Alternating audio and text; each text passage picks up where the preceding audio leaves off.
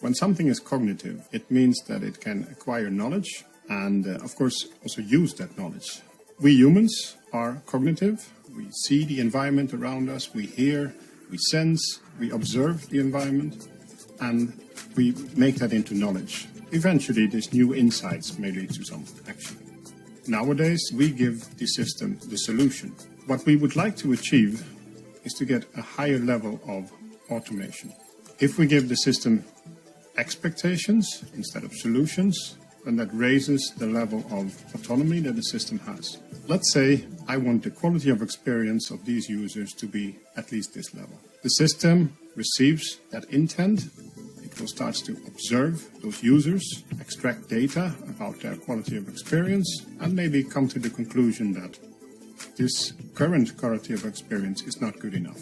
It would come up with an action, maybe change the priority of the traffic of those users, and with that we will see that the quality of experience will get better. So why do we need cognitive networks? The more diverse devices you connect to the network, the more work is needed to do that management.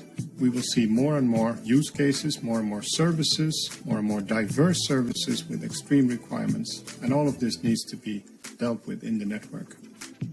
I believe that if we don't have this automation journey, it will become unmanageable for humans. So imagine the networks of tomorrow performing far more complex functions than today. I believe we can make the networks more autonomous. With cognitive networks, it's possible.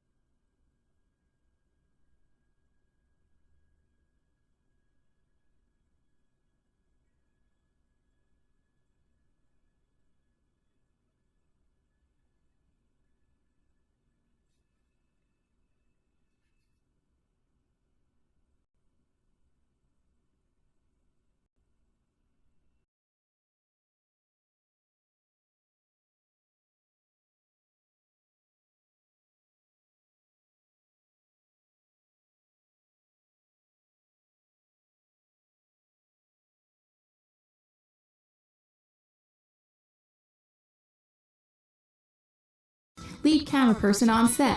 This camera here is one you're likely to see in any production studio you visit. The way this camera works is pretty simple. Light enters the camera through the lens, that light then hits the charge-coupled device and then converts the light information into an image. Now inside of the body of this camera there are actually 3 CCD sensors.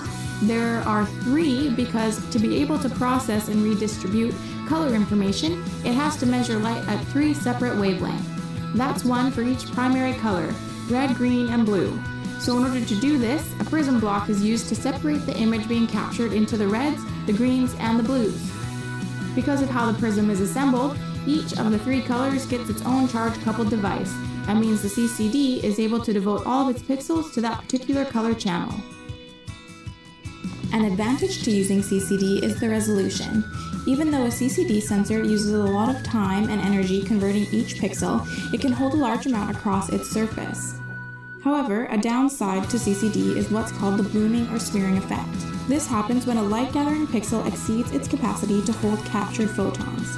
That excess spills over into the adjacent pixels and can produce a spike of light in the image. There are other options when recording video. For instance, the cameras you use to record Snapchat videos on your cell phones uses a CMOS sensor. Though they record less resolution than a CCD, CMOS won't cause blooming or smearing. To get a better idea of what CMOS sensors are, meet Charles at the CMOS Institute. Hello, I'm Charles Moss from the CMOS Institute, and today I'll be talking about CMOS sensors. Let's get started. CMOS, which stands for Complementary Metal Oxide Semiconductor, is the sensor that can be found in most cell phones, web cameras, and DSLRs. Let's look at how these sensors work. First, light enters through the lens and is directed to the CMOS sensor. A primary color filter sits on top of the sensor that divides the light into red, green, and blue. The sensor converts the light into an electric signal, which is then in turn converted into a digital signal. This signal then carries and imprints images on whichever storage device is being used. CMOS sensors generally work faster than CCD sensors and require less power to operate. They are also cheaper to manufacture and more compact, making them ideal to include into consumer products. Another advantage of the CMOS sensor is that because they capture each pixel individually, they don't have the same blooming and smearing problem that CCDs have. One of the main drawbacks of using CMOS sensors is what's called the rolling shutter effect. They scan images the same way we read books, moving from left to right, line by line.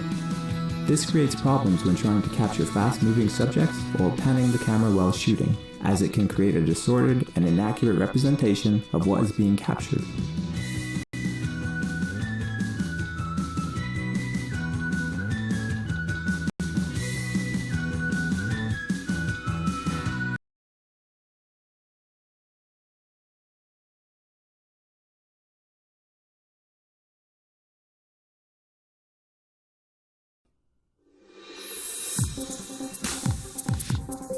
The image sensor, widely used in digital still cameras, digital videos, and mobile phones everywhere.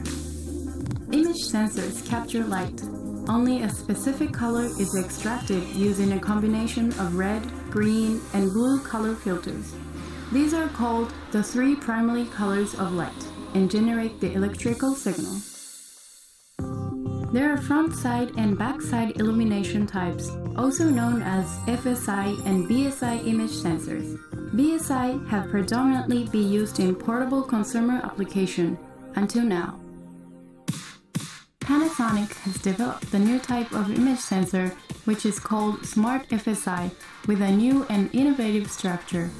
This new sensor can produce stunning images in a low-light environment and yet still maintain high sensitivity, low noise, and excellent picture quality.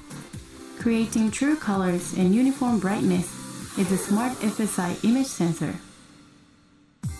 Panasonic has developed a unique image sensor structure with the Smart FSI, offering high sensitivity, low noise, and outstanding image quality. A cleverly designed light separation wall and light pipe technology allows the collection of light without any loss within the photodiode. Within BSI sensor technology, loss of light is generated in the photodiode, thus creating color mixture and light inefficiency. In the case of Smart FSI, the light separation wall surrounding the pixel works as a reflector and forces the uniform light into the photodiode. As a result, it demonstrates strong color reproductivity and super sensitivity. For example, when shooting in dark surroundings, there is need to use a higher sensitivity setting, but this will cause an increase in the noise level. Smart FSI can achieve both high sensitivity and noise reduction, which enables very high color reproductive results. Light enters the sensor at different angles. The combination of light separation wall and light pipe technology allows the maximum amount of light to be captured. Because there is no mixing of colors, the outcome is a very high resolution picture. The wide incident angle characteristics can improve the image uniformity further. This prevents color shading between the center and surrounding image, and so colors are more even. Furthermore, a wider incident angle can shorten the distance between the lens and image sensor, thus enabling camera modules to become thinner. Panasonic can deliver leading-edge know-how producing high-quality pictures even in low-light conditions. The Smart FSI image sensor, ideal for camera module products, taking camera technology to another level.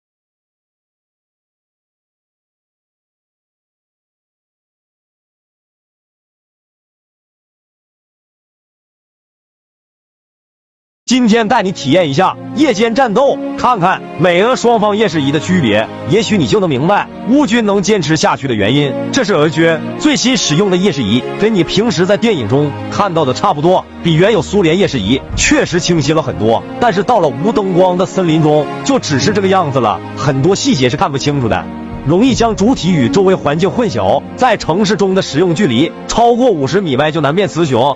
150米外基本人畜不分了。如果在巷战中只能解决有和无的问题，打一些没有夜视仪的军队。接下来看看美军的，意不意外？惊不惊喜？先给个小红心，再听我解密。这就是美陆军头戴式增强型双目夜视仪，VG-B，完全不是以往的绿光，而是灰白加橙红双色显示。戴上它就像打游戏一样，可以清晰的显示黑夜中人和物体发光的轮廓，士兵、武器、树木、墙壁，甚至枪的射击轮廓也能清晰的勾画出，简直像开了外挂。知道可以看多远吗？300米，整整远了150米。这个距离对方就是瞎子。俄军的夜视仪是双目的，而美军中间多了一只眼，像个二郎神。那是一个12微米融合式热成像装置，能够透过烟雾、雨雪、树木，甚至是墙壁等障碍物，勾勒出藏在后面敌人的身体轮廓，就像开了透视挂一样。AMVG-B 有目标快速捕获的功能，如果突然出现敌人，它就会用光标提示你。你可以快速射击敌人，而只能用肉眼找。AMVG-B 还能够与瞄准镜连接，士兵们不需要探头去观察外面，只需把枪伸出去，就能通过夜视仪清晰地观察到一切，从而实现拐角安全射击。AMVG-B 夜视仪还具备无线通信、路标导航、建筑结构分析等功能，这样出任务时就不用分心查看地图或听取无线电信息，避免暴露。这简直就是游戏中的上帝视角。有了这个神器，我相信白天敌军一个师打下的阵地，夜晚一个营就可以夺回来。特别是巷战，简直无敌。美82空降时带了上万套，抵达波兰3000人带这么多做什么？你懂的。这往后的日子真是越来越艰难了。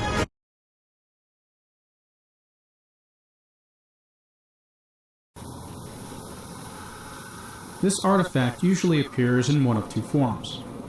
The image contains either rippling, curvy lines or the silhouette of a propeller blade moving through the imaging field. The artifact tends to be most prominent on bright, sunny days. The two different patterns of artifact are caused by different optical sensors used by cameras. Generally, cameras employ one of two different optical sensors. Cameras either use CMOS optical sensors or CCD optical sensors. The curvy lines observed in the image on the right are typically generated by cameras employing CMOS-based sensors. The prop silhouette observed on the left is typically generated by cameras using CCD-based sensors. The different artifacts generated by each are the result of different E-shutter methods used. CMOS sensors use a rolling E-shutter, while CCD sensors use a uniform E-shutter. Several other factors, including image acquisition rate, contribute to artifact. Many cameras acquire images at a rate of approximately 30 frames per second. Every 1/30th of a second, a new image is captured. A two-blade propeller completing a rotation every 15th of a second, that's about 900 RPMs, creates an interesting effect in which the propeller seems to stand still. To demonstrate these artifacts, a model airplane engine has been mounted in front of a white backdrop. An optical sensor and oscilloscope are being used to calculate prop rotation frequency by observing the frequency with which propeller blades interrupt light. Both CMOS and CCD-based camera images are shown. Notice that as propellers reach rotation speeds of 900, 1800, 2700, and 3600 RPMs, they appear to stop moving. At these rotational speeds, the cameras acquire images when one of two propeller blades rotate through their arcs and come to be in the same position by the time the next consecutive image is captured.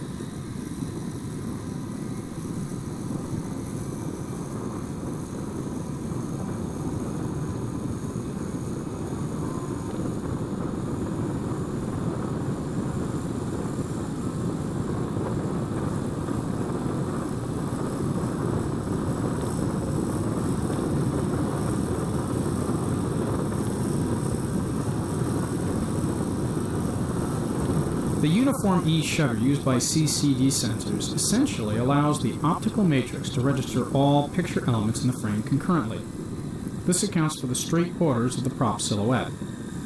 The rolling E-shutter of the CMOS-based camera does not allow for simultaneous acquisition of all picture elements.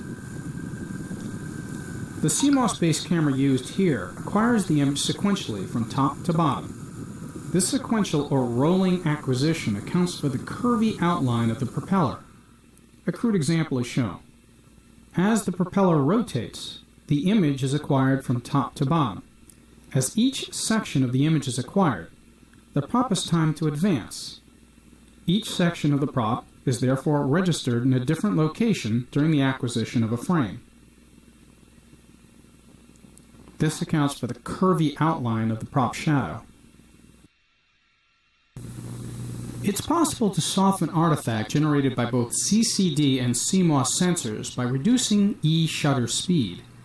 By reducing the E-shutter speed, the propeller shadows in each case is converted to a soft blur. Here's an example.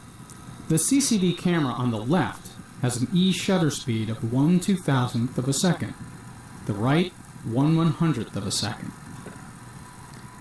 Most point-and-shoot cameras will do this automatically as the field you're trying to image becomes darker. This accounts for the reduction in artifact prominence on overcast days. Here, the same effect is being achieved with a CMOS-based camera by reducing light intensity.